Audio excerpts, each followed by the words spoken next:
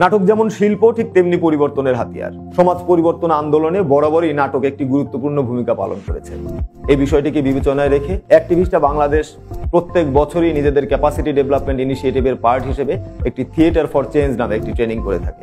এবছরও আমরা theatre for change নামে একটি ট্রেনিং আয়োজন করেছি, যেখানে পার্টিসিপেন্ট হিসেবে আমরা ক্লাইমেট ভার্নারেবল 7টি এরিয়া থেকে ইয়াং পিপুলদের নিয়ে এসেছি। এই ইয়াং পিপুলরা এখানে থিয়েটার ফর চেঞ্জ ট্রেনিং এর মধ্য দিয়ে তাদের ক্লাইমেট ইস্যুগুলোকে কি করে নাটকের মাধ্যমে মানুষের সামনে নিয়ে যাওয়া যায় সেই বিষয়টি শিখছে এবং তারা মাঠে গিয়ে সেই কাজটি করবে। থিয়েটারও যে সমাজ পরিবর্তনের একটি অস্ত্র হতে পারে, থিয়েটার ব্যবহার করে যে আমরা সমাজ পরিবর্তন করতে পারি সেই সম্পর্কে আমরা ধারণা পেলাম। আমি আমার এলাকায় গিয়ে একটি থিয়েটার টিম গঠন করব এবং বিভিন্ন অ্যাক্টিভিটি ধারা স্টেক হোল্ডার এবং এলাকার কাউন্সিলরের নেতৃত্বে সমাজ পরিবর্তন ও সচেতনের কাজ করব।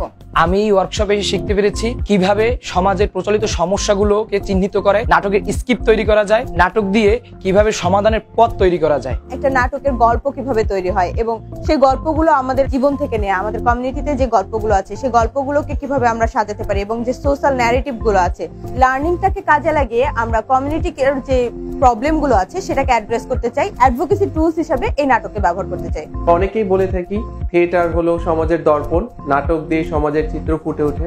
আবার এই নাটককেই ব্যবহার করা যায় সমাজকে পরিবর্তনের দিকে এগিয়ে নেওয়ার জন্য। তো আমরা এরকম একটা উদ্যোগ নিয়ে কাজ করছি। 7টি অঞ্চল থেকে যুক্ত হয়েছে আমাদের ইউথ অ্যাক্টিভিস্টরা, যেখানে কমিউনিটির মানুষকে তারা সংযুক্ত করবে, কমিউনিটির যে সমস্যাটাকে তারা মনে করছে সমাধানের প্রয়োজন রয়েছে সেই সমস্যাটাকে নিয়ে কাজ করবে।